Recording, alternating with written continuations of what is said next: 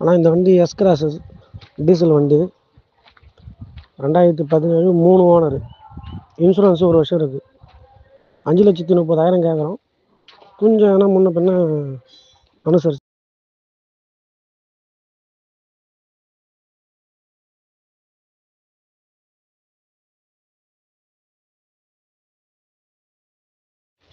ஆனால் இந்த வண்டி எஸ் கிராஸ் டீசல் வண்டி 2017 3 ஓனர். இன்சூரன்ஸு 1 வருஷம் இருக்குது. 5,30,000 கேட்குறோம். கொஞ்சம் ஆனால் முன்ன பின்ன அனுசரிச்சு.